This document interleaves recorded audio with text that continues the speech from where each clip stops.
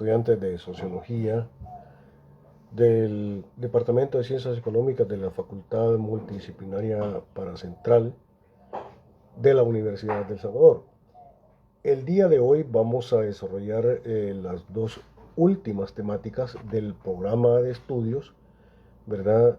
Eh, de las carreras de Contaduría Pública y Administración de Empresas de la Universidad de El Salvador. Eh, Quiero recordar a mis queridos estudiantes que, eh, primero, que con la clase del día de hoy, viendo las dos temáticas fundamentales que están pendientes, que la primera es por la parte de la crítica o algunos elementos fundamentales de la crítica de Marx, de Karl Marx, a la religión, el primer tema fundamental, y el segundo tema fundamental es una breve reflexión sobre lo que algunas personas, no yo, no yo, algunas personas gustan llamar o gustan tratar de lo que ellos consideran, ¿verdad?, interesante. Yo no lo considero interesante, pero viene en el programa, ¿verdad?, aprobado legalmente por la Universidad de El Salvador, por la Facultad de Ciencias Económicas, que es una pequeña reflexión sobre el estado de la democrática en la situación actual, ¿verdad? Esa sería como la última temática que estaríamos trabajando. Terminaríamos el día de hoy con esas temáticas, terminaríamos el día de hoy con la consideración de los temas que están planteados en el programa y, ojo, muy importante, por favor, a partir del día lunes 7, yo estaría dándoles a ustedes a conocer el menú de preguntas, las 5 preguntas que hacen cuerpo con el trabajo de examen final de esta asignatura. Desde el día lunes yo por la mañana, a las 8 de la mañana, Dios mediante, voy a darles a conocer cuáles son las preguntas del examen final. El día lunes 7, ¿sí?, de diciembre. Esperando que para el día miércoles 9, o sea, de lunes a miércoles, el miércoles 9, a eso de las 8 de la noche en punto, cada uno de ustedes me esté enviando a mi correo institucional, que ya usted conoce, debe conocer a estas alturas, lo he compartido con ustedes en diferentes momentos, debe enviarme 2 archivos. Uno, el archivo conteniendo las respuestas a las 5 preguntas del examen final, y el segundo archivo conteniendo su reflexión sobre uno de los 18 temas que yo le ofrecí a usted como parte del menú de temas, ¿verdad?, de entre los cuales usted habría de seleccionar uno de esos temas para hacer su trabajo de investigación académica, ¿verdad? Y los resultados de esa investigación académica me la enviará usted igualmente el día miércoles 9, a más tardar a las 8 de la noche. O sea, cada estudiante va a enviarme el día miércoles 9 de diciembre a más tardar a las 8 de la noche 2 archivos. El archivo de la respuesta de su examen final y el archivo de su trabajo de investigación sociológica. Es una cosa, ¿verdad?, que hay que entenderla. Por favor, entonces, seamos disciplinados en el cumplimiento, pues, de los procesos, y la disciplina también en el cumplimiento de los requerimientos que le estamos haciendo. Dicho esto y esperando en Dios, ¿verdad?, que todos hayamos entendido, voy a iniciar ya al tratamiento de los 2 temas que vamos a ver el día de hoy. Siempre, y por último, recordándoles, ¿sí?, que para responder en forma satisfactoria su examen final, como también las respuestas a las preguntas de investigación que se le están planteando, es absolutamente necesario que usted, uno, vea mis clases, analice mis clases, estudie mis clases. ¿Sí? Es absolutamente necesario. Si no lo hace, estaría en graves dificultades. Porque a la hora de las respuestas, yo no voy a aceptarle cosas bajadas de la web. ¿Sí? Cual, es decir, usted puede bajar de la web cualquier cosa. Es decir, en la web hay diferentes enfoques, diferentes maneras de entender la situación, pero eh, hay una manera científica de hacerlo y hay muchas y diversas formas ideológicas, ¿sí? Y falsas de abordar las cuestiones. Entonces, lo que yo le estoy exigiendo a usted en el uso de la libertad de cátedra que me otorga la, la ley orgánica de la Universidad de El Salvador, yo le exijo a usted que me responda de acuerdo a los enfoques teóricos, de acuerdo al marco teórico analítico, investigativo que hemos manejado primero en clases, importante, absolutamente importante, pero también, y con la misma importancia, en la consideración de las reflexiones que yo he estado publicando a manera de documentos de apoyo, ¿verdad? Yo he estado publicando a manera de documentos de apoyo, documentos de respaldo en mi cuenta de Facebook. Entonces, hay que estudiar mis clases y hay que leer también y estudiar mis documentos de apoyo. O sea, los documentos de apoyo, o sea, no tienen costo alguno, costo económico alguno, ¿verdad? Más que el costo económico de bajarlas de la web, de tener internet. Ese es el único costo. De acuerdo, está ahí. Son reflexiones personales, ¿verdad? Es mi trabajo intelectual, ¿sí? Que yo estoy compartiendo con usted. Así que si usted lo hace de esa manera que yo le estoy planteando y lo hace de buena forma, ¿verdad? Entonces tenga la certeza de que usted va a aprobar su curso. Caso contrario, va a tener serias y muy serias dificultades. O sea, aquel estudiante que cree que así de manera apresurada y de manera muy rápida, un momento antes de entregar el parcial, va a comenzar a ver mis clases, está perdido. ¿Sí? Bueno, esa es su decisión, así lo ha querido esa persona y lo más probable es que nos veamos el próximo año, ¿sí? En el curso de sociología otra vez. Pero esa es su decisión, en el ejercicio de su libertad.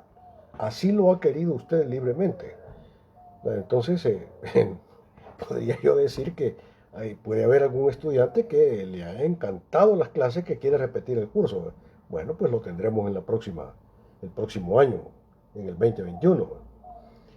Muy bien, voy a empezar con la primera temática que se refiere a el tratamiento de algunos elementos fundamentales de la crítica de Marx al fenómeno de la religión.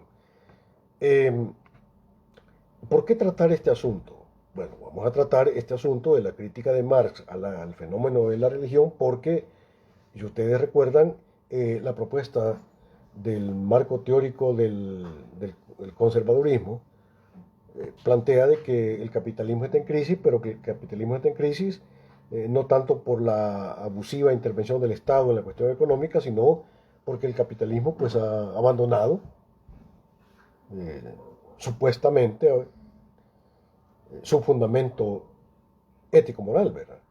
Pero el planteamiento de la visión neoconservadora en la realidad supone, ojo, por favor, supone que el sistema capitalista tiene ciertas virtudes éticas, ciertas virtudes morales, pues que han sido abandonadas. Pero entonces de lo único que se trata pues es de recuperar esas virtudes abandonadas, ese marco teórico ético, moral abandonado, y en el supuesto de que dichas energías éticas, dichos planteamientos ético-morales, se pueden realizar dentro del sistema capitalista sin necesidad de cambiar radicalmente el sistema. Es decir, la tesis del neoconservadurismo es de que se puede ser éticamente bueno, de que se puede llevar una existencia moralmente justificable sin cuestionar el capitalismo dentro de la lógica del capital, lo cual es falso, no es posible. Y eso es exactamente lo que va a plantear la crítica de Marx a la religión. ¿De acuerdo? Por eso es que estamos trayendo a la vista, a la consideración, la crítica de Marx al fenómeno de la religión. Sí, y en esto yo necesito de que estemos como muy pendientes, de que hilemos fino, porque de manera tradicional tanto los marxistas, equivocadamente, como también los anti y contramarxistas, de la misma forma, equivocadamente, creen que la teoría de Marx representa una crítica de la religión en general. Creen de que hay en el marxismo una descalificación absoluta de la praxis religiosa. ¿Sí? No importa de qué tipo de praxis religiosa, sino que ellos creen ingenua y en una forma equivocada que la crítica de Marx que el pensamiento de Marx o que el marxismo implica necesariamente una descalificación total, una crítica total a la praxis religiosa en general. Y eso es exactamente falso. Eso únicamente proviene tanto del desconocimiento de la teoría marxista, ¿sí? Y puede provenir también de algún interés, ¿sí?, de los pensadores contramarxistas, contra Marx o antimarxistas para descalificar el pensamiento de Marx. O sea, es falso. Entonces vamos a tratar de esclarecer y de dejar como muy, ¿verdad?, obvio, muy claro, ¿verdad?, exactamente qué es lo que Marx critica. Brevemente. Bien, para el abordaje de la crítica marxista al fenómeno de la religión voy a fundamentarme en el pensamiento de uno de los investigadores más importantes a nivel de América Latina de este fenómeno, que es Enrique Dussel. Enrique Dussel, ¿sí?, es filósofo argentino, fue uno de nuestros profesores, de mis profesores, allá en México cuando me tocó estudiar filosofía en México, ¿sí? Entonces, podría yo decir de alguna manera mi maestro, ¿verdad? Entonces, vamos a fundamentarnos en el pensamiento, en los trabajos de investigación que ha hecho Enrique Dussel. Enrique Dussel, en esta investigación sobre la crítica de Marx al fenómeno de la religión, hace notar dos cosas fundamentales que hay que tener muy, muy en cuenta. Primera cosa fundamental que nos hace ver Enrique Dussel, filósofo argentino, la primera cosa fundamental es que la crítica de Marx, o que la crítica que Marx realiza en contra de la religión, no es una crítica metafísica, como si lo fuera de toda religión solo el hecho de serlo. ¿Verdad? Se trata, por el contrario, de una crítica concreta, de una forma concreta y específica de religión. O sea, primer punto importante, Marx no critica la praxis religiosa por ser praxis religiosa, en general. No, lo que Marx va a criticar es una forma específica de praxis religiosa, una praxis muy determinada de la forma específica como se concreta la práctica religiosa. Ahora, ¿cuál es la praxis religiosa que Marx va a criticar? Marx va a criticar lo que él llama, cosa muy importante, lo que Marx llama la religión fetichista o la religión falsa. Entonces, la crítica marxista de la religión, primero, no es una crítica al fenómeno religioso en general, sino que se trata de una crítica a un tipo de praxis religiosa muy específica. Es decir, Marx solo critica la praxis religiosa fetichista o falsa. Ya vamos a ver un poco más adelante cuáles son los elementos de la religión falsa que Marx considera exactamente como falsa. Eso es lo primero que hay que entender. El marxismo entonces no es una crítica de la religión en general, es más bien una crítica de la práctica religiosa cuando la práctica religiosa es falsa, cuando la práctica religiosa no es conforme a la voluntad de Dios, cuando la práctica religiosa es más bien corrupta, ¿verdad? Por eso habla Marx de una práctica religiosa fetichista, es falsa. Eso es lo primero que hay que notar. El pensamiento crítico, el pensamiento, la investigación de Enrique Dussel también nos hace notar una segunda cosa, que esta investigación también ha revelado la fertilidad, es decir, la importancia de la crítica de Marx a la religión fetichista como una de las vertientes constitutivas de la teología de la liberación. O sea, la teología de la liberación es una forma específica de teología que surge ya por los años 70 para tratar de entender desde la Biblia, para tratar de entender desde la palabra de Dios los fenómenos sociales de las sociedades capitalistas en América Latina. Entonces, la teología de la liberación es una forma muy específica de teología, ¿verdad?, que hace un abordaje crítico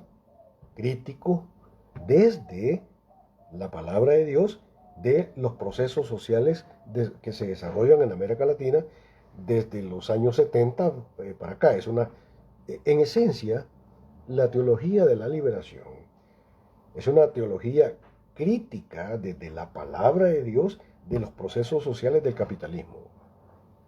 ¿Sí? Entonces, el pensamiento de Marx, la crítica de Marx a la religión, hace posible, abre las puertas, abre la mente para la constitución de esa manera, esa forma muy específica de teología, que es la teología de la liberación. Y hablo de teología de la liberación porque igualmente también tenemos que entender que hay teología, ¿sí?, que hay teología no liberadora, que hay teología conservadora, que hay una teología al servicio del fortalecimiento de la lógica del capital. O sea, hay una teología que fortalece el sistema, que está manipulada por el sistema. Entonces hay teología liberadora y hay teología de tipo conservadora. ¿De acuerdo? De la misma manera que hay sociología crítica, también hay sociología, digamos, conservadora, reformista. Igualmente, también hay teología crítica y también teología conservadora, de tipo reformista. Entonces, el pensamiento de Marx abre la posibilidad teórica de construir un marco teórico, teológico, crítico en el análisis de los fenómenos sociales capitalistas desde la perspectiva de la palabra de Dios. ¿Está claro? Bueno, la raíz crítica de la falsa religión, la raíz crítica de la falsa religión que realiza Marx tiene su fundamento en el tipo de cristianismo con el cual él tuvo contacto. Hay que tener en cuenta que Marx era judío, ¿verdad?, y creció en el seno de una familia cristiano-evangélica pietista. Marx era judío y su padre incluso era rabino y por tanto Marx era un amplísimo conocedor de las Sagradas Escrituras. O sea, Marx era un hombre conocedor de las Sagradas Escrituras, asiduo lector, investigador de las Sagradas Escrituras. Su padre era judío. O sea, no se puede decir que Marx no conocía las Sagradas Escrituras, todo lo contrario. ¿Sí? Marx creció en una familia cristiano-evangélica, pietista. O sea, no creció en el seno de una familia católica en Alemania, no. Él crece en el seno de una familia, ¿sí?, cristiano-evangélica, pietista. ¿Sí? Ojo, por tanto, Marx era un amplísimo conocedor de la palabra de Dios. Bastante difícil considerar que Marx fuera ateo en ese sentido. Se trata, Estamos hablando de la iglesia a la cual, pues, digamos, la familia de Marx y Marx mismo, como joven, pertenecía. ¿eh? Se trata de la iglesia cristiana pietista de Alemania, que desde los tiempos de Immanuel Kant, igualmente filósofo alemán, consideraban que había la necesidad de pasar de la construcción de un Estado civil de derecho a la realización concreta de un Estado civil ético. Sí. La iglesia cristiano-evangélica pietista, a la cual era asidua la familia de Marx y Marx mismo como joven, tenían esa visión teológica de que en el mundo pues era necesario construir un Estado de derecho, por tanto un Estado fundamentado en la ley del Estado, pero que en realidad era más importante, ¿verdad?, pasar de la construcción de un Estado de acuerdo con la ley a la construcción de una comunidad ética, ¿sí?, de una comunidad ética fundamentada no tanto en la ley, sino que fundamentada en los valores del Evangelio, fundamentada en los valores de las Sagradas Escrituras. Por tanto, sería el esfuerzo de construir un Estado civil de derecho que se base en la ley, ¿sí?, en la ley dada por los hombres. Pero de ahí había que pasar, y esto era lo importante, a la creación de un Estado civil ético. ¿Sí? Debemos tener como muy claro eso. En la visión de la iglesia, ¿sí?, de la iglesia a la cual pertenecía la familia de Marx, y por tanto Marx tuvo conocimiento, ellos veían que era necesario pasar de la constitución de un Estado civil fundamentado en las leyes a la constitución de un Estado, ¿sí?, fundamentado ya no tanto en la ley, sino que fundamentado en la palabra de Dios. Por tanto, se trataría de la constitución de un Estado civil ético, en donde la ética estuviera basada justamente en la palabra de Dios. Sería el fundamento de la ética.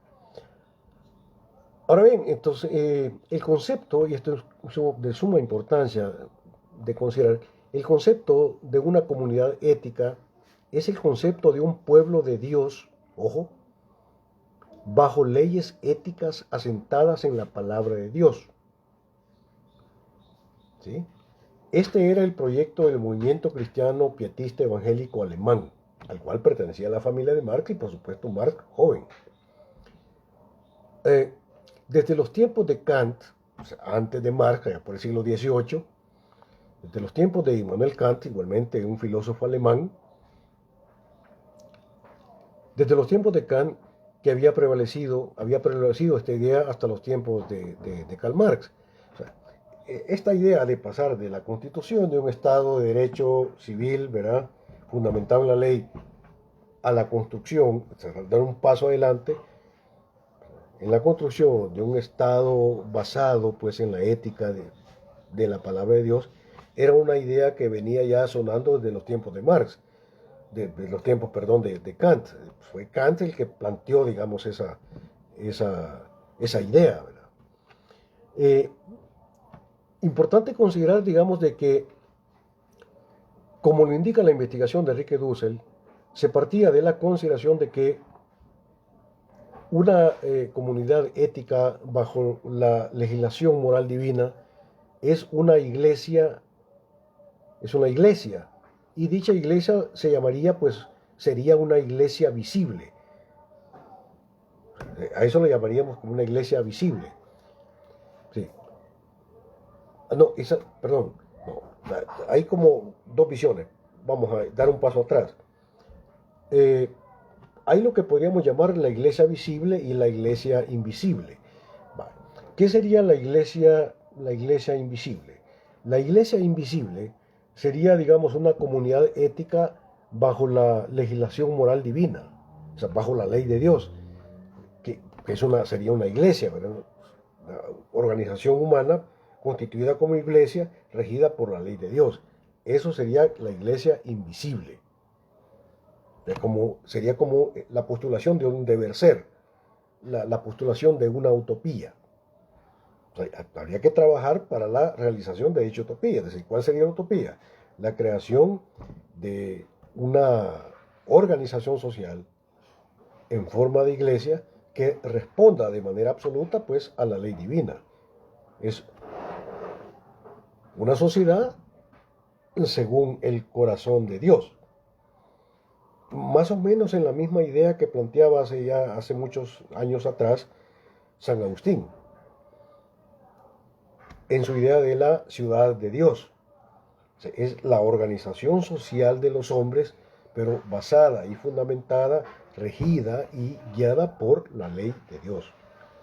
Eso, ese ideal sería lo que pudiéramos llamar nosotros iglesia invisible. Pero, ¿sí? Ese es el ideal. Ahora, ese ideal hay que hacerlo concreto, ese ideal hay que aterrizarlo en una iglesia que ya no es invisible, sino que es la iglesia visible. ¿Y qué sería entonces la iglesia visible?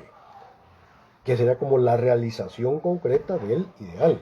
La iglesia visible sería como la efectiva unión de los hombres en una totalidad social que concuerda con el ideal. La iglesia invisible sería como el ideal de un mundo organizado, regido, dirigido, que es y existe según el corazón de Dios. Ese es el ideal. Pero ese ideal hay que realizarlo en una iglesia visible. Y la iglesia visible sería como el esfuerzo de realización, de terrenalización de esa iglesia invisible. Visible. Es como Dios en el mundo. ¿Sí? Va. El Dios de Israel es la alteridad, es el otro, el gran otro. O sea, el Dios de Israel es la alteridad con respecto al cosmos, con respecto a los astros, con respecto a los hombres y el pueblo de Israel mismo. Dios aparece como interpelando a los hombres que se han enamorado de la creación, pero han olvidado al Creador. Ahí empieza la crítica de Marx. Ahí empieza la crítica de Marx. El primer elemento fundamental de la crítica de Marx es el hecho de que en la práctica los hombres se han enamorado de la creación, se han enamorado del mundo, se han enamorado de la carne, se han enamorado de las obras del Creador, pero se han olvidado del Creador. Es decir, los hombres, los seres humanos, ¿sí?, le rinden pleitesía, se enamoran de las cosas creadas. Llámese sociedad, llámese riqueza, llámese organización social, llámese naturaleza, llámese belleza, llámese felicidad, llámese lo que se llame en términos humanos. Los hombres viven enamorados de las cosas creadas por el Creador, pero ¿sí?, embelesados por su amor frente a las cosas o de las cosas, se olvidan y dejan de lado en forma estúpida al creador del universo. Los hombres nos enamoramos del universo creado por el Creador, pero tontamente y casi de forma inexplicable pasamos inadvertido que detrás de la creación hay un creador del universo. Y entonces se desarrolla un proceso de divinización de aquello que no es divino.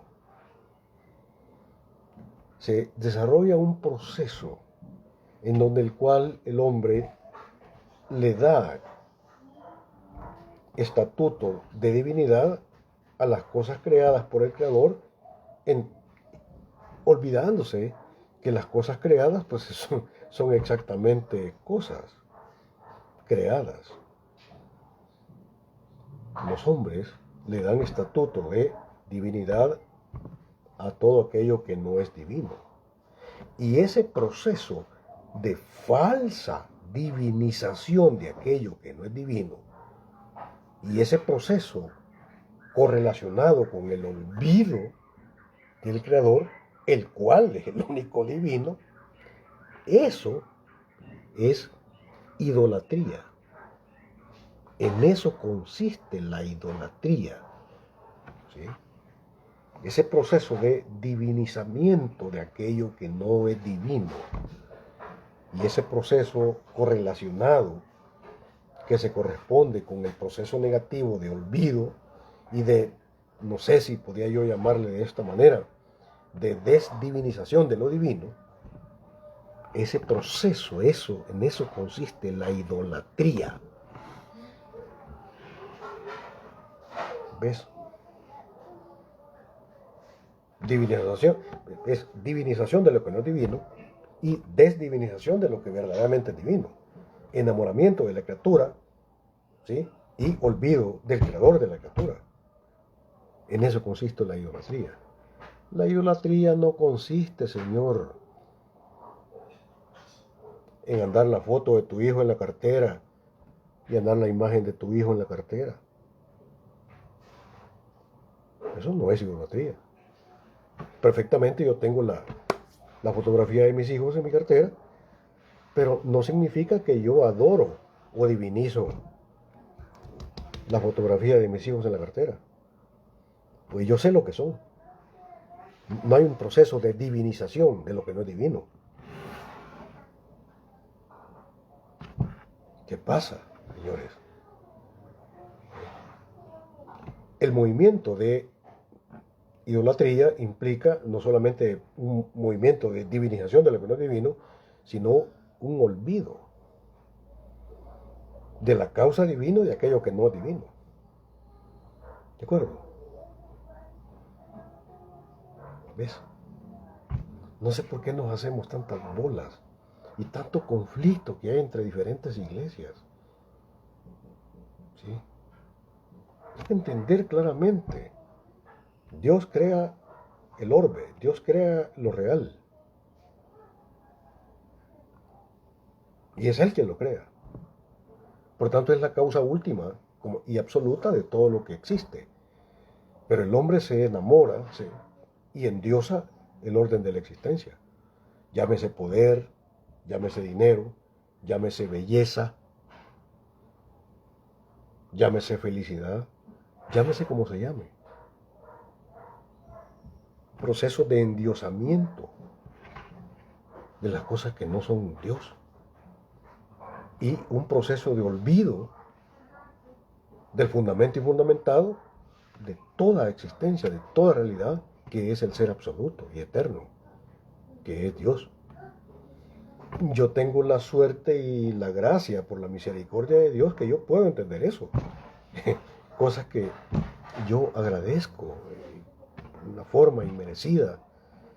Hace poco yo publiqué por ahí una pequeña reflexión porque yo de repente a veces tengo esos movimientos del espíritu que, no sé, no encuentro maneras como de decirlo.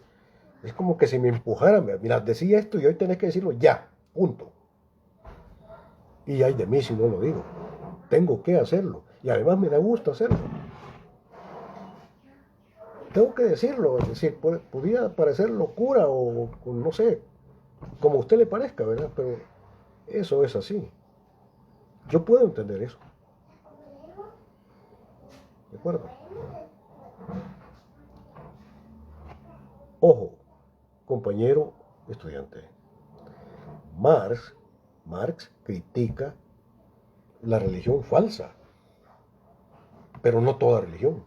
Marx critica aquel tipo de religión que te mueve al endiosamiento de lo que no es Dios, al endiosamiento del poder. Cuando el concepto de poder es un concepto amplio, el poder no es solamente poder económico, es poder político, poder religioso, poder ético, poder moral, poder estético, todas las formas de poder. Si hay un proceso de endiosamiento de todo ese tipo de poder, la felicidad se te puede presentar como una especie de absoluto. Entonces vos pensás que Dios te hizo aquí para que seas feliz. No, hombre, estás equivocado. Dios no te ha hecho para eso. Es que Dios me hizo para ser. No, Señor. tu objetivo fundamental como criatura, salida de la mano de la debilidad, no es que seas feliz, sino que hagas su voluntad. Ya sea que el hacer de su voluntad te lleve a felicidad o te lleve a martirio. ¿Entendés? ¿O te cuesta entender?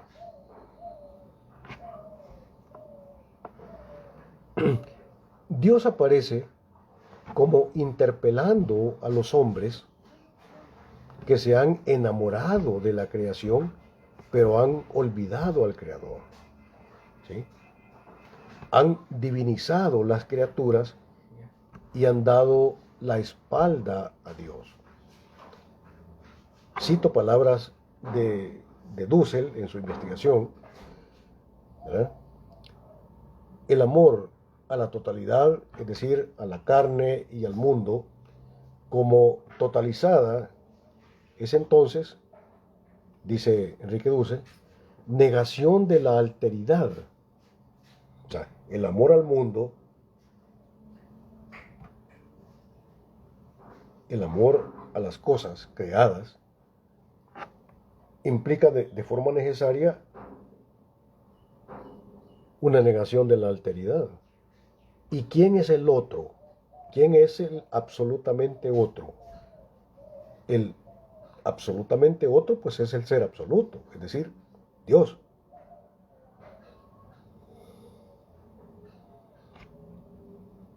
No hay términos medios, mi estimado Señor. No hay términos medios. O estás con Él y lo reconoces como ser absoluto, o estás contra Él y entonces le das carácter absoluto a las cosas que no son absolutas. No hay términos medios.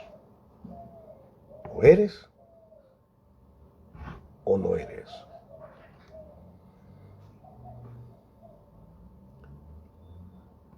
Para Marx, la divinización de lo que no es divino, o la divinización de lo que no es divino, ¿sí?, es el origen y fundamento ideológico de la injusticia humana. Por favor, lo voy a volver a leer. ¿Verdad? Es central, ¿verdad? En la visión de Marx o para Marx, la divinización de lo que no es divino es el origen y el fundamento ideológico de la injusticia humana, política, y fundamento ideológico, ¿verdad?, de esta injusticia humana, política, económica, que se expresa en y desde el sistema vigente, divinizado, es decir, el capitalismo. Central, importante, en la visión de Marx, el sistema capitalista, la organización social capitalista, es una forma de las negaciones de Dios. Para Marx, la lógica del capital no es conforme a la voluntad de Dios. La lógica del capital, ¿verdad?, es una de las maneras sistemáticas, holísticas, institucionalizadas de las negaciones de Dios. Para Marx, importante considerar esto, muchachos.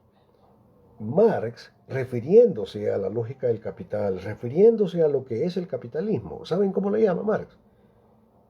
Y así lo llama Marx en la obra fundamental de Marx. La obra fundamental de Marx es El Capital. Son 3 volúmenes. En la investigación que él desarrolla, se llama El Capital. En El Capital, que es la obra, digamos, más madura de Marx, Marx le llama, por favor, mucha atención a esto. ¿Quién lo diría? Sobre todo para aquellos que creen que Marx es ateo. hablo con ellos. Marx le llama al capitalismo de dos formas. Marx le llama al capitalismo como sistema, le llama la bestia del apocalipsis. En el análisis de Marx, la lógica del capital, por ser autocontradictorio, por ser deshumanizante, por fundamentarse en la explotación del hombre por el hombre, por pervertir el trabajo, por pervertir la ciencia, por pervertir la existencia humana, por ser depredador del medio ambiente, por ser destructor del carácter humano de la vida social, muy conocida por el análisis de Marx. Marx estaba muy claro de eso. Marx le llama al capitalismo, señor, por favor, entienda, le llama la bestia del apocalipsis. Es decir, Marx visualiza la organización social capitalista como una de las formas de la presencia del mal, una de las formas de la presencia justamente pues de la bestia del apocalipsis a la cual se refirió San Juan en el libro de las Revelaciones. ¿Cómo podemos pensar, por Dios bendito, de que Marx era ateo? Por Dios, ¿en qué mundo vivís? Esa era la primera manera como Marx le llama a la lógica del capital, al capitalismo global. Cualquiera de las formas de la existencia de la lógica del capital, señor. Pero también la llamó de una segunda manera. Le llamaba también, ojo, muy importante, impactante, Marx le llama el demonio visible. En el entendido de que hay una especie de demonio invisible, que es el demonio espiritual. Y entonces la lógica del capital era una forma específica, una forma visible de la presencia del mal en el mundo. Estoy hablando de Karl Marx, un hombre que escribe en el siglo XIX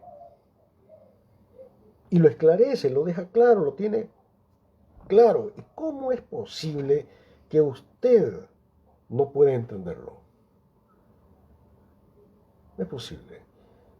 Ojo, para Marx, el sistema capitalista, todo el ordenamiento capitalista, el ordenamiento político, ordenamiento económico, el Estado capitalista, la cultura capitalista, todo como una totalidad es la bestia del apocalipsis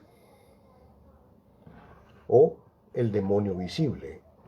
Sintetizando, para Marx, el ordenamiento burgués era una de las formas, y es, no es que era, más bien es, una de las formas de la presencia del mal en el mundo. ¿Capichi? ¿Entiende? Karl Marx. ¿Sí?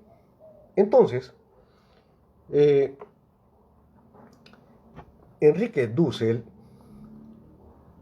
visualiza que la estrategia argumentativa de Marx tiene los siguientes componentes. ¿Sí? Parte, digamos, del siguiente silogismo muy sencillo. Premisa mayor. Primer elemento del silogismo de tres componentes fundamentales. Premisa mayor. Si un cristiano es capitalista, primera premisa. Segunda premisa. Y si el capitalismo es la bestia del apocalipsis, el demonio visible, vamos a la tercera premisa, dicho cristiano se encuentra en autocontradicción práctica. Esa es la situación. Si un cristiano es capitalista, en todo sentido, ser capitalista no significa solo de que tenés una empresa. Puedes perfectamente no tener una empresa. Incluso puedes ser un trabajador asalariado, pero si sos un trabajador asalariado alienado, entonces sos capitalista. Por lo menos en términos de que aceptás libre y voluntariamente la lógica del capital como un absoluto, frente al cual pues no te quedaría más que someterte. Es decir, vos te convertís en capitalista no solamente porque tenés dinero o porque contratás fuerza de trabajo o no solamente porque sos dueño de los medios de producción. Puedes ser capitalista justamente por aceptar y someterte a la lógica del capital. Sos capitalista tanto cuanto no cuestionás el sistema. Sos capitalista tanto cuanto vivís en, por y desde el sistema, sin cuestionar el sistema. Entonces también sos capitalista. Entonces dice Marx, si un cristiano es capitalista, yo diría más bien, si un pretendido cristiano, ¿verdad? Pero si un cristiano es capitalista, primera premisa. Segunda premisa, y si el capital es la bestia del Apocalipsis y el demonio visible, eso es lo que es el sistema burgués. No importa si vos lo entendés, no importa. No importa si vos creés o no creés, no importa. No importa, importa un bledo si vos estás de acuerdo o no estás de acuerdo. No importa. La cosa es lo que es. Y el ser de la cosa no va a depender de tus estados de ánimo o de tus capacidades cognitivas. La cosa es lo que es. ¿Y qué es lo que es la cosa? En tanto que la cosa es el sistema capitalista. Lo que es el sistema capitalista es eso. La bestia del Apocalipsis o el demonio visible. Eso es lo que es. Importa un bledo si vos lo entendés o no lo entendés. Allá vos con tus capacidades cognitivas o tus limitaciones cognitivas. Importa si estás de acuerdo o no estás de acuerdo. Eso es lo que es. Por el carácter depredador, explotador, deshumanizante del sistema. Estimado Señor, yo me he esforzado en lo que humanamente me ha sido posible. No por el salario que me pagan,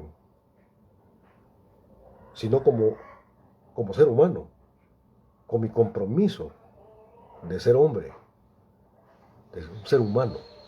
Me he esforzado a lo largo de todo el curso.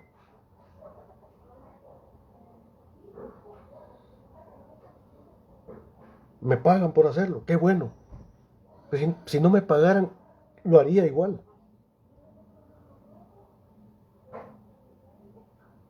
¿Sí? Lo haría igual. Un compromiso por el esclarecimiento de la verdad. Yo me he pasado todo el curso explicándole el carácter autocontradictorio, el carácter deshumanizante, el carácter explotador, el carácter corrupto del sistema. Todo el ciclo.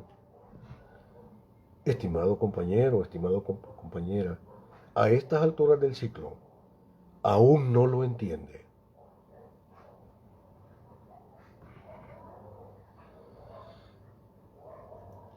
Primera premisa, si un cristiano es capitalista. Segunda premisa, y si el capital es la bestia del Apocalipsis o el demonio visible. Luego, por tanto, en conclusión, no se puede concluir otra cosa más que dicho cristiano, ese pobre cristiano, se encuentra en una situación de autocontradicción práctica. Está en una situación de contradicción. Entonces dice Marx, para resolver esa situación de autocontradicción en la cual se puede encontrar un pobre cristiano, hay 4 formas fundamentales para resolver esa autocontradicción. Bueno, la primera forma es que dicho cristiano, ¿sí?, afirme su ser cristiano y deseche su ser capitalista. O sea, la primera forma de resolver la contradicción es que ese cristiano diga, no, hombre, yo voy a ser cristiano y como cristiano no puedo ser capitalista. Entonces dejo de ser capitalista y me dedico a ser cristiano. No puede ser ambas cosas. Ese es el punto fundamental. No puede seguir, no puede servir, estimado amigo, a dos señores, o Dios o dinero. La primera posibilidad, digamos, de resolver la autocontradicción del pobre cristiano es esa. Decidir ser cristiano y en tanto que es cristiano, tiene que dejar de ser capitalista. Asunto arreglado. Ya no hay contradicción. La segunda forma de resolver esa contradicción es la forma contraria. Esa persona puede decir, no, hombre, yo mejor soy capitalista y dejo de ser cristiano. Y entonces ya no hay contradicción. Hay una afirmación de su ser capitalista y desecha ser cristiano. Asunto arreglado, ya no hay contradicción. Estamos hablando de las formas de resolver la contradicción práctica en la argumentación de Marx. Pero hay una tercera y una cuarta. Y a estas dos es a las que yo le pido que por favor ponga mucha atención. Sobre todo a la tercera. La tercera forma de resolver, para bien o para mal, dicha contradicción es esta. La tercera forma de resolver la contradicción es, ojo, inventar una religión falsa, pero con el nombre de cristiana. Crear, construir, diseñar una religión falsa con el nombre de cristiana, ¿sí? Modificada de tal forma, adulterada diría yo, de tal forma que no fuera contradictoria con el capitalismo. Inventar una religión falsa de tal forma, diseñada de tal forma, que no entre en contradicción con la lógica del capital. ¿Sí? Es decir, construir una actitud religiosa que el capitalista necesita para su reproducción con buena conciencia, es decir, para no tener problemas de conciencia.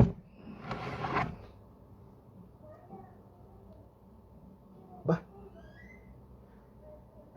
La contradicción puede resolverse también construyendo una religión falsa con el nombre de cristiana, ¿sí? Con el nombre de cristiana, pero cuya praxis no cuestiona el sistema, cuya praxis es conforme al sistema. O si cuestiona el sistema en formas aparienciales, no en formas esenciales. Y entonces, una persona en una religión que no cuestiona el sistema capitalista, perfectamente puede seguir siendo capitalista sin problemas de conciencia. Vaya. Por tanto, hay un proceso de modificación de la religión, de adulteramiento de la religión, perfectamente auténtica, evangélica, ¿verdad? Pero falsa porque no cuestiona el carácter negativo del sistema. Solo, ojo, compañero estudiante, solo cuestiona cuestiones aparienciales, de minucia. Por ejemplo, solo cuestiona los vicios.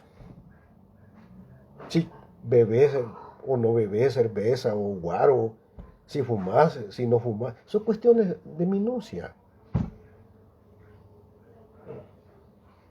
Y por supuesto que son cuestionables, está bien.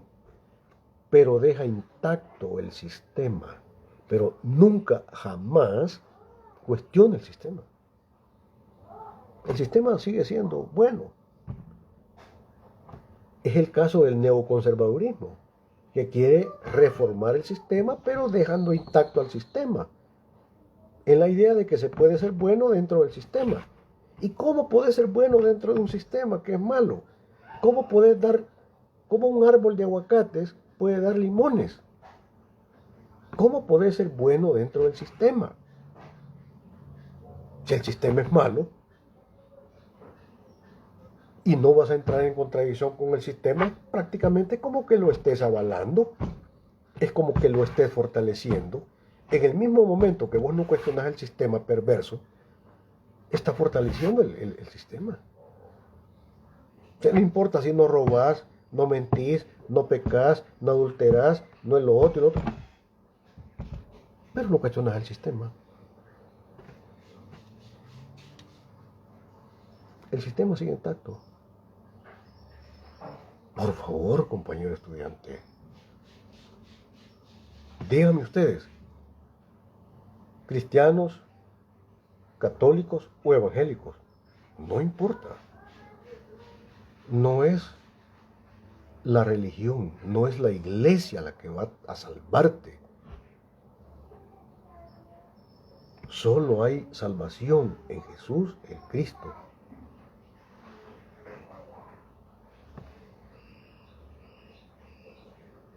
Los apóstoles curaban, ¿cómo no? Sí, pero curaban en nombre de Jesús, no en nombre suyo. Solo hay salvación en Cristo. No es la iglesia. No es la iglesia, ni el pastor, ni el papa, ni el cura el que salva. Es Cristo Jesús el que salva. Pero a vos se te olvida, desgraciadamente, pasás por alto que Jesús, el Cristo, cuestionó los poderes de su tiempo. Entró en contradicción con el poder romano. Entró en contradicción. Entró en contradicción con el poder religioso de su tiempo. ¿O vas a decirme a mí que no entró en contradicción con los poderes establecidos de su tiempo? Claro que sí, Señor. Jesús el Cristo cuestionó el sistema. El sistema de todo. Sistema económico, sistema político, sistema religioso, sistema cultural. A todos los sacó de onda. Los pobres fariseos no hallaban ni cómo entenderlo. ¿Y cómo es posible, le decían los fariseos, que curás en sábado?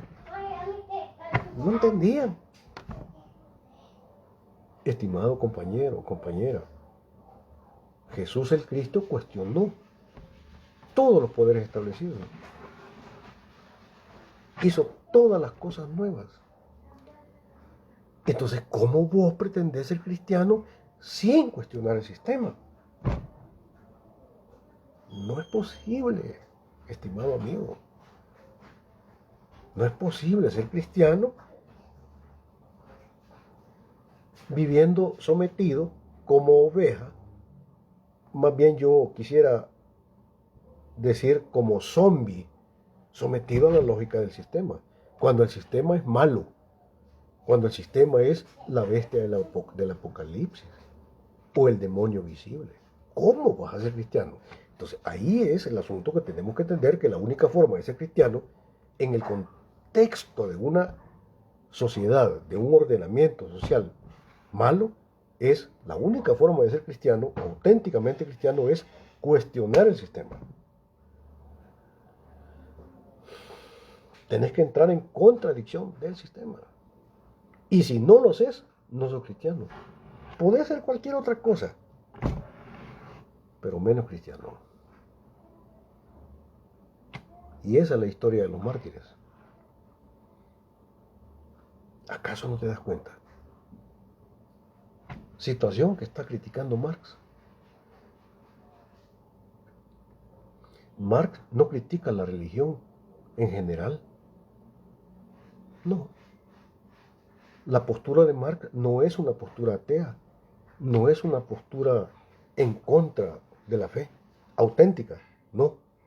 La crítica marxista es una crítica dirigida única y exclusivamente a la praxis religiosa falsa.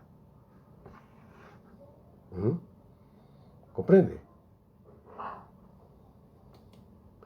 Entonces es allí donde la crítica de Marx, digamos, se valida exactamente por eso. Porque no es una crítica absoluta a cualquier praxis cristiana por serlo, sino que es una crítica específica a aquella praxis religiosa falsa. Y es falsa exactamente por eso, porque no cuestiona el sistema.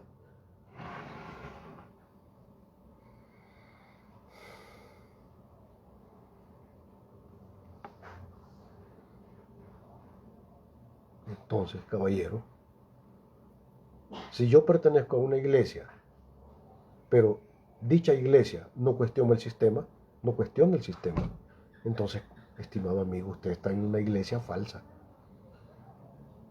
está en una iglesia fetichista. Entonces usted puede ser religioso, pero no cristiano. Pero es que mire, fíjese que mi papá fue de esta iglesia y mi mamá de esta iglesia, entonces yo también. ¿Qué acaso no tiene cabeza propia? ¿Acaso usted no puede tomar sus decisiones?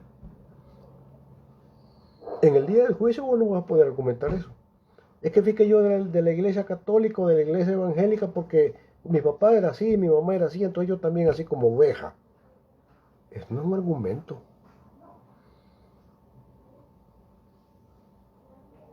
¿Sí?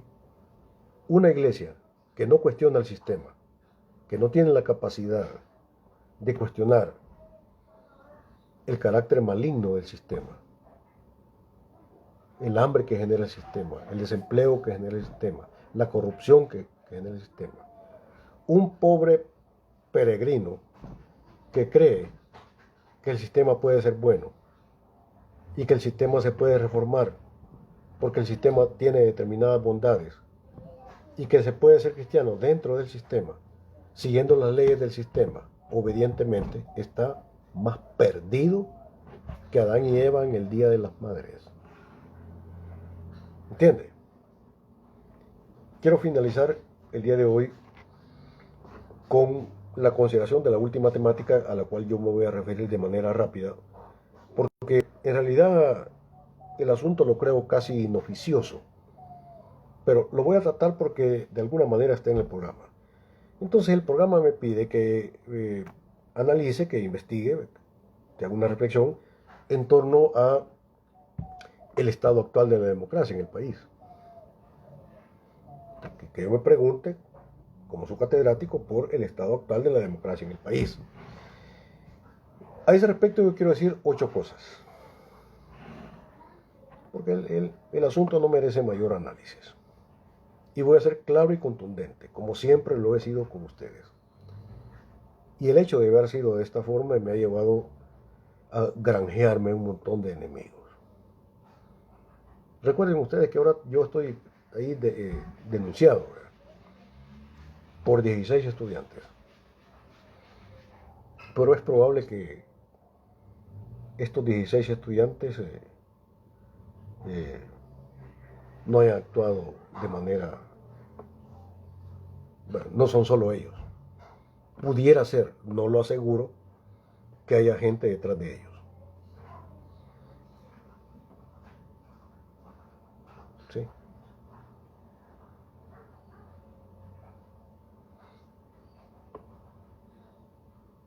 Pero vaya ellos. Todos daremos cuenta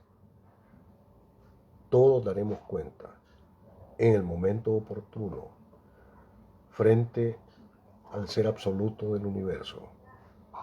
Todos. Yo, por supuesto que voy a dar cuenta de mis actos. Y ellos también. Y Dios verá. Lo primero que quiero decir es esto. La democracia como poder del pueblo, la democracia entendida como hay que entenderla, es decir, si vamos a hablar de democracia es eso, no puede ser otra cosa. Democracia es el poder del pueblo. La democracia como poder del pueblo no es posible en el Estado capitalista. Lo he dicho muchas veces.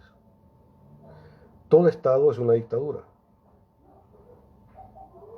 Pues se fundamenta en la existencia de las clases sociales y de la lucha de clases. Todo Estado es una dictadura porque el Estado, todo Estado, es una estructura de dominación. El Estado capitalista sirve a los intereses de la clase capitalista. Por tanto, el Estado capitalista es una dictadura que está ahí para velar por los intereses de la clase dominante. El Estado capitalista no está ahí por velar por los intereses de la población, por los intereses del pueblo, no. Está ahí para velar por los intereses de la clase dominante. ¿Sí? Y por eso el tipo de Estado se determina a partir de a qué clase social o a los intereses de qué clase social sirve el poder del Estado. Si alguien me viene a decir en este momento que él cree que el Estado capitalista sirve a los intereses de la población, pues bueno, no sé qué decir, ¿verdad? Es una ingenuidad que por lo menos un miembro de la corporación universitaria, un estudiante universitario, un catedrático universitario, sobre todo un catedrático universitario, es una ingenuidad en la cual no puede caer. La democracia como poder del pueblo no es posible en el Estado capitalista porque el Estado capitalista está ahí para velar por los intereses de la clase dominante. Y todo Estado es una dictadura. Sí, el poder del Estado capitalista es el poder del Estado que se le impone a la clase obrera, a la clase trabajadora. Entonces, es la dictadura de la clase dominante para oprimir a la clase trabajadora. En pocas palabras y de forma sencilla, caballero, es un poquito absurdo, ¿verdad? Poco inteligente preguntarse por el estado de la democracia o por la situación de la democracia en el estado capitalista. La respuesta es sencilla. En el estado capitalista no es posible la democracia como poder del pueblo. Punto. Entonces, ¿cuál puede ser la situación de la democracia en un estado capitalista? Nula. Absolutamente nula. No importa si hay partidos políticos, no importa si la gente va a votar, no importa si gana A, B y Z. No. Esos son los juegos aparentes, falsos, de la democracia burguesa, para hacerte creer que hay un respeto de la soberanía popular. ¿Cuál soberanía popular?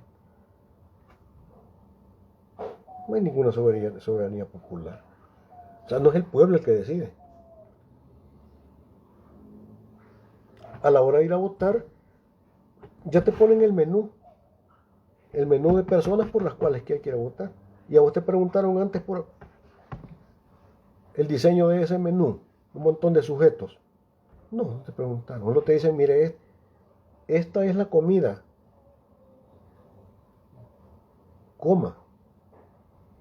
Puede elegir de esta comida, de esta otra, esta tiene picante, esta no tiene picante, pero ya te dan, no, ¿qué vas a decidir? No. Pero son las formas falsas, ideológicas, de presentarse la democracia para hacerte creer de que vivimos en democracia. Pero la democracia no es posible en la lógica del capital. Si usted cree que vivimos en una situación de democracia, está bastante jodido. Lo invitaría a que vuelva a cursar Sociología General el próximo año. Y si no le alcanza el próximo año, pues el otro año.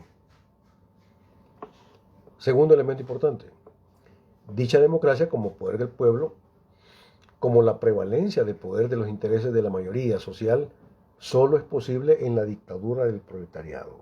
Es decir, la constitución de un Estado como Estado del pueblo, como Estado del poder de la mayoría, en donde la mayoría es el pueblo, únicamente puede darse en un Estado de tipo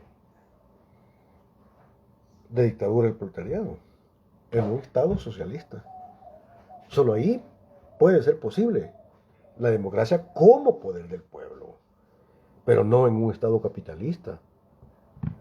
Entonces, preguntarse por el estado de la democracia en un sistema capitalista, preguntarse por la democracia, por la situación de la democracia en un Estado capitalista como el Estado salvadoreño, es una estupidez. Sí, lo que hay que decir que la democracia no existe. No solo no existe, sino que no puede existir. Para que pueda existir tiene que haber revolución.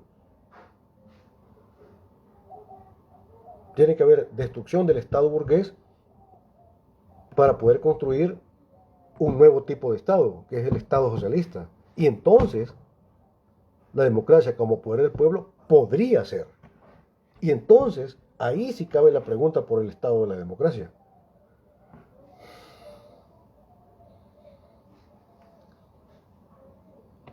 Tercero, como el ideal de la democracia no se puede realizar en el Estado capitalista, hablar de democracia al interior de las sociedades capitalistas es solo parte del juego ideológico dominado para hacerle creer o para hacerte creer que dicha democracia es posible al interior del capitalismo. Ese es el juego de las apariencias.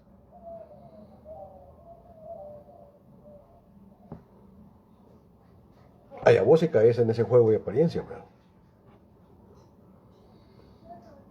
Cuarto, hablar de democracia, del estado o situación de la democracia en el momento actual, en el estado capitalista salvadoreño actual, en los tiempos de Nayib Bukele, ahora, aquí y ahora, en la sociedad capitalista salvadoreña actual, es solo parte de los esfuerzos ideológicos de la clase dominante y el imperialismo norteamericano para continuar adormeciendo a la clase dominada de que es posible la construcción de la vida democrática dentro del capitalismo actual.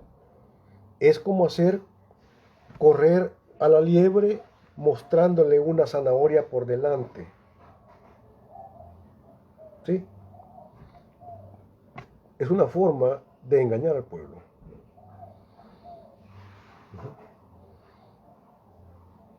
O sea, hay tergiversación en la pregunta, hay corrupción en la pregunta de aquel que pregunta por el estado de la democracia en el momento actual, sabiendo de antemano que la democracia no es posible en el momento actual, sino que solamente es posible en una sociedad socialista.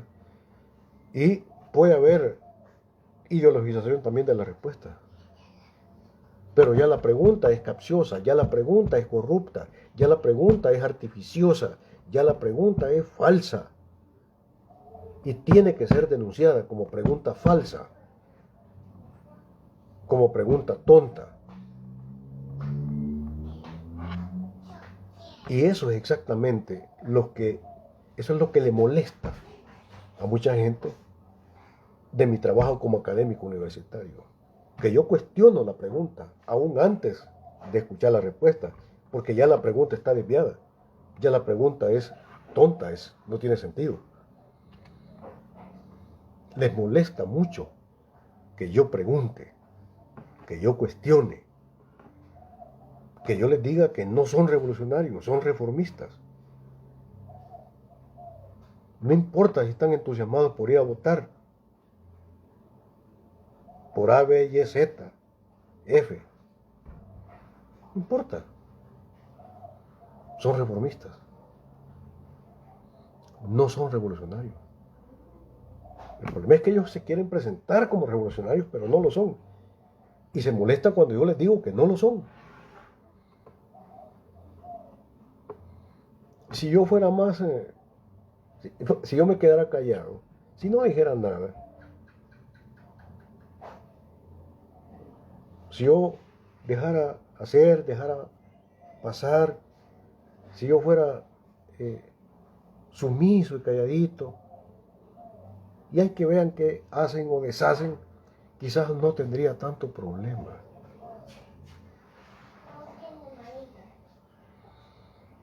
Quizás tendría muchos alabos, la gente estaría bien, me echaría flores. ¿Verdad?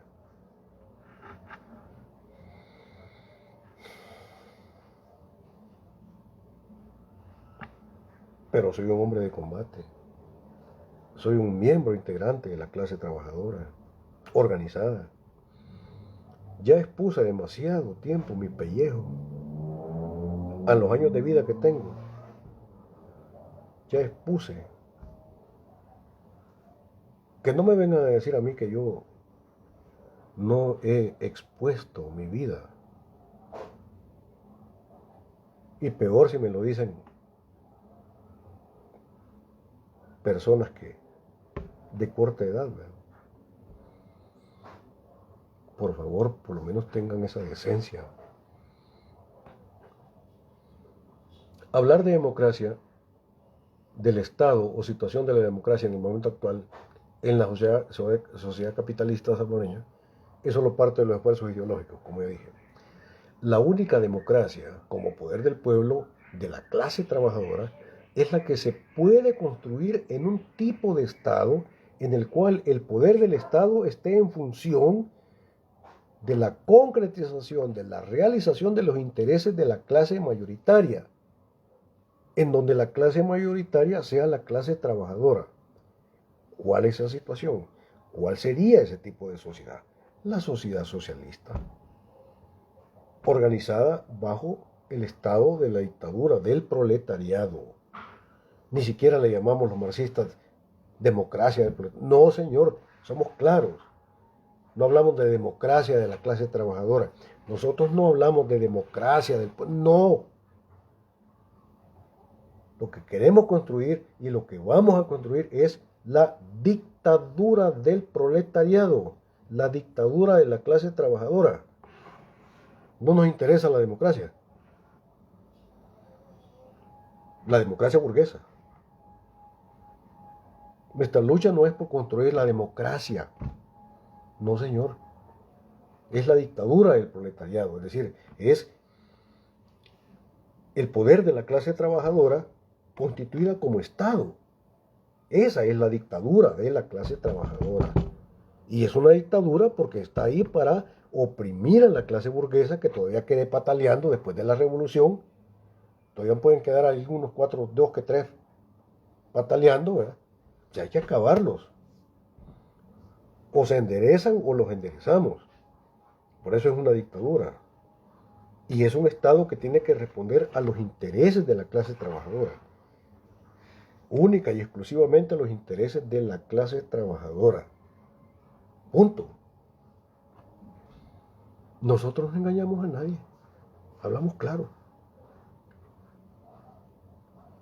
Pero en estos momentos en El Salvador, la clase trabajadora está en los más bajos y deprimentes estados de existencia.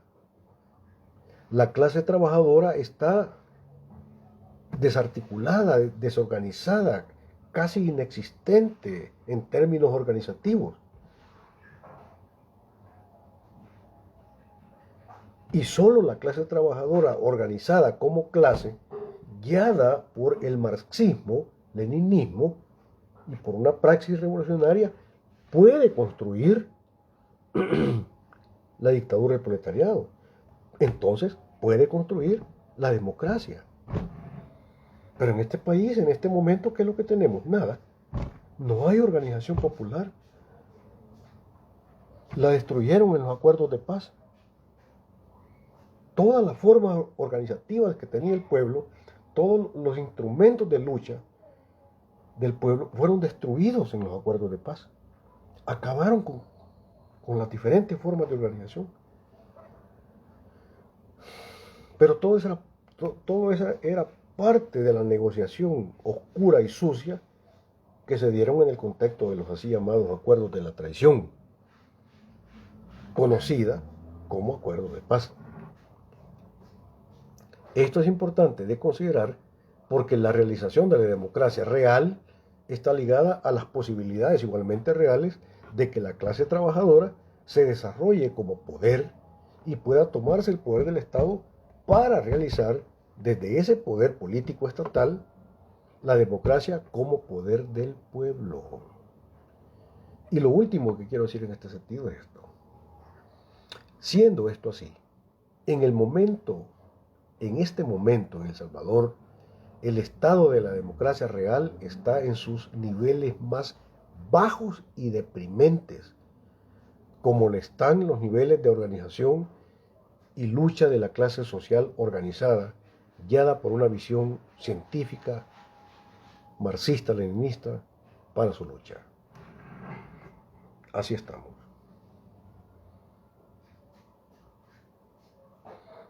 Muchísimas gracias, compañeros estudiantes. Les agradezco mucho, ¿verdad? Esta sería su última sesión de clase de este ciclo. El día lunes, como reitero, voy a darles a conocer las 5 preguntas para que ustedes contesten ya su examen final el lunes. Y el día miércoles a las 8 de la noche, usted me estará enviando sus respuestas, su archivo conteniendo las respuestas al examen y su archivo conteniendo su reflexión científica, sociológica, a la pregunta que usted haya seleccionado del menú de 18 preguntas que yo le he ofrecido. No me queda más que agradecerles y desearles una muy feliz tarde. ¿Sí? El día lunes no habrá clases. Yo quiero que se dediquen desde el día lunes hasta el día miércoles, ¿sí? Ya conociendo las preguntas del parcial, a trabajar el parcial. Señores, conmigo así lo he manejado durante todo el curso. No les he dado 2 horas para hacer el parcial, ni 3, ni 4, no. En este momento les estoy dando prácticamente 3 días. Lunes, martes, miércoles.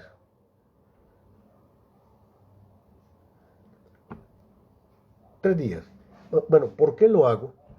Por principio pedagógico de que usted goce, tenga más tiempo para realizar un buen trabajo de examen. Ahora, otra cosa es si usted malgasta el tiempo y no aprovecha su tiempo. Ya no es problema de su catedrático, es un problema que cae en el campo de su subjetividad, de sus decisiones personales. Pero yo, como su catedrático, le estoy dando prácticamente 3 días para que haga el examen, para que haga la investigación. ¿Acaso van a denunciarme por eso también? ¿Acaso van a acusarme de que mucho tiempo les doy a mis estudiantes para que hagan el examen? Bueno, si es así, pues entonces díganmelo. Yo igualmente yo se los diseño para 2 horas. ¿Qué prefieren? ¿Que les diseñe el examen para 2 horas o que les dé 3 días? Sean francos. Van a acusarme por eso también. Yo me lamento, es decir, me da tristeza cuando uno hace una cosa equívoca, todos saltan a señalarte y a acusarte, a demandarte, a no sé qué, a no sé cuánto. Cuando uno hace una cosa buena, nadie dice nada. Nadie tiene el valor, la gallardía de pararse y decir, no, mire, este docente sí tiene tales y tales y tales cualidades. Nadie dice eso. Todos callan.